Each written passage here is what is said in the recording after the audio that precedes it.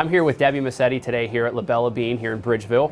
Debbie is one of the part owners here, and today we're going to talk a little bit about her business. So Debbie, tell me a little bit about your business. We know you do a lot of baking and a lot of lunches and breakfasts. Tell me what your primary focus is and give us a little background on your business. Well, when we originally opened up, this June we'll be starting our 15th year. We just wanted to kind of have a community business where people could come and have coffee and some really good food. We're an Italian family, so we take pride on every single thing that we have here. Everything is made from scratch. So we actually were sitting across the street, and I said that would be a great place for a coffee shop. And at the time, my mother-in-law, who is Nunny, and if you look around here, you see a lot of our products that have Nunny's name on it, our salad dressing, our wedding soup. We were looking for something for her to do. She was always involved in cooking and, you know, being in the restaurant business, so we thought as a family we would open it up and have her, you know, be the head of it. So we did, and unfortunately, about 4 years ago, she passed away. So we keep her name alive with everything going on here. So, and we have kept strictly to her rules. Everything is fresh. Everything is made every day. You know, that's the main thing that we strive on. We've gone to Italy a couple times, brought back some different recipes. We like to keep things almost simple here. So I think that's helped us for all these years, you know, survive in Bridgeville and in this marketplace of restaurants and coffee shops. Yeah, and that's one thing I want to bring up here. You guys are the only coffee shop in Bridgeville, and with the Starbuckses and the Panera Breads that keep arriving, you guys are still here.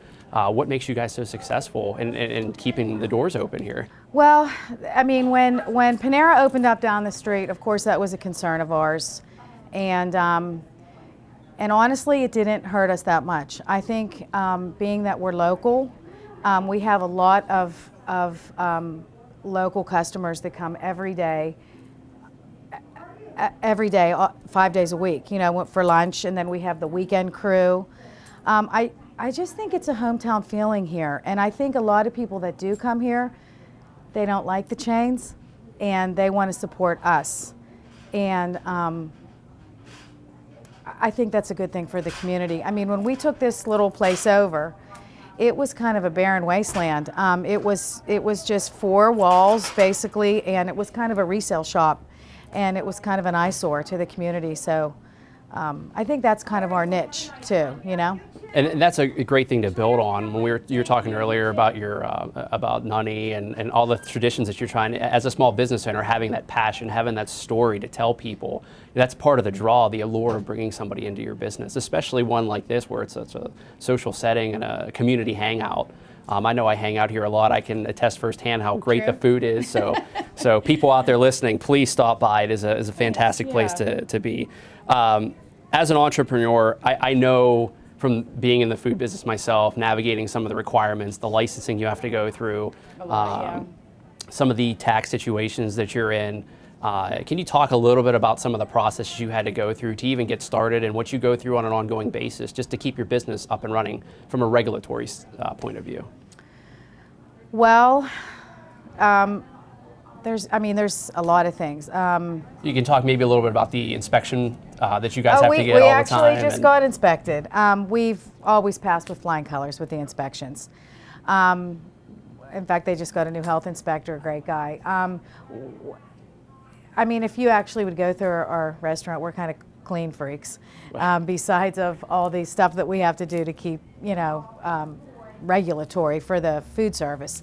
But as far as when we started off the licensing and everything, it went pretty smoothly. I mean, we never had a roadblock. Has anything changed since the first time you opened the door as far as getting your licenses and then making sure your employees are certified to all the food safety courses and things? Yeah, I mean, we are. I mean, all of the owners here are food. We had to take the course, the food certification course, and one of us, so you know, we're always here supervising all the rules and what has to be done. We've never really been cited on anything in regards to that. So, you know, we're very conscious of that and very conscious of putting out a fresh, you know, product at all times that meet the standards of what the the food service department says. Now, do you, in your opinion, and I just asked this question because a lot of small businesses deal with this, so do you think that we as a government are getting in the way and making it harder to do business for you, or are we making it easier?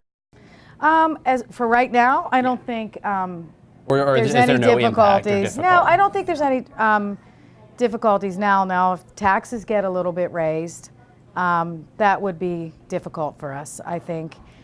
So obviously, if the taxes are raised, then we have to worry as a small business how to make that work, and then we have to pass the increase onto our customers.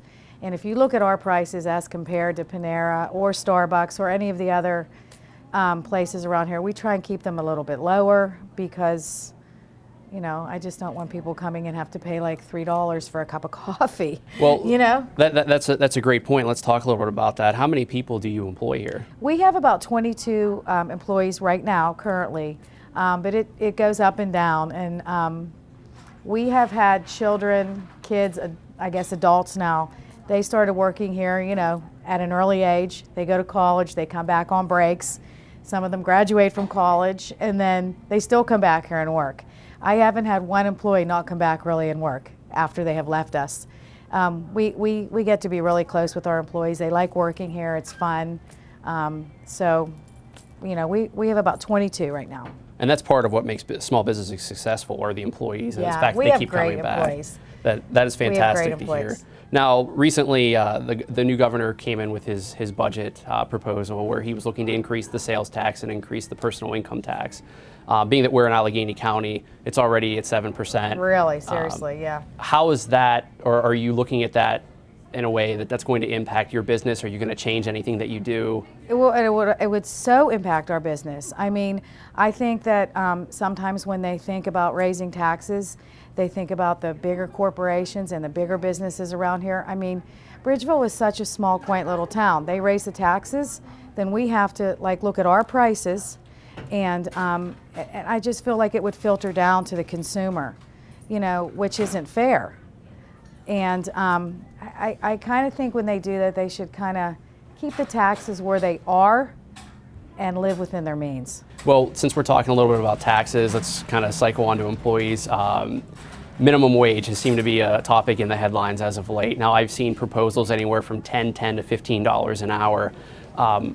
If we were to see a raise in minimum wage, how would that impact your business and the employees that you have? Would you let people go? Would you be less likely to hire people? And not to get into specifics about what you pay your employees well, now. We actually pay everyone here more than minimum wage to begin with, but not as significantly as they want to raise it. And I could never see letting anybody go here. I really couldn't. Half of them are related to me, so that would be hard. I think that would be huge. I think it just would be like the same thing. We would have to raise our prices, and I think everything trickles down to the consumer. And in this day and age, just everything or everywhere you go, it just seems the price is just, even if they bump it a nickel, bump it 10 cents, it's a big deal. Right. When we have raised our coffee a couple times since we've opened, and we even hate raising it a nickel, a dime. It's just that hits us, we don't want to do that, right. But sometimes we have to. Absolutely. Now, we've talked a little bit about some of the tax, some of the new proposals. Is there anything that you would like to see done in Harrisburg, or even locally, things that we can change, things that we can impact, maybe laws that we can change? Is there anything that you would like to see changed? I would personally not like the minimum wage to go up. I mean, and sometimes I think they should look at, different professions with that too. If you're making tips and stuff like that, they're probably making way more than minimum wage. So I just think that would be a detriment to a lot of businesses, raising the minimum wage as high as they want to raise it. I think that would be kind of hard. Would you be okay with raising it a little bit, or you're? I mean, I probably maybe just a bit, okay. But I mean, I'm not sure of the exact amount they want to raise it. The governor's proposed 10-10, and then of course we've all seen what's happened in Seattle with the $15 an hour. I think that's absolutely crazy. I think it would really hurt us, being a small business. And the impact of that on your business would be, I mean, we're looking to grow this Main Street area here in Bridgeville. I mean, it is one of the few last standing Main Street areas in the 46th. I know, and it's so cute. And I just think, you know, with all the surrounding communities around us, that this really is like a hometown place to go. And I would hate to leave. I mean, it's part of our family now, you know? And that's the great thing about being a small business owner is you're looking for growth around you. One, it helps you and it helps the community. Absolutely. You have a point of pride here. And I absolutely love this restaurant, this coffee shop. It has been fantastic. I hope it stays here forever. Me too. And I think when we're done, I'm going to get something before we go. All and right. I hope the rest of the crew does too. But I really appreciate you taking the time to sit down and talk with me. And I would tell everybody else out there, please, if you haven't stopped by La Bella Bean in Bridgeville, please do. It's worth your while and then some.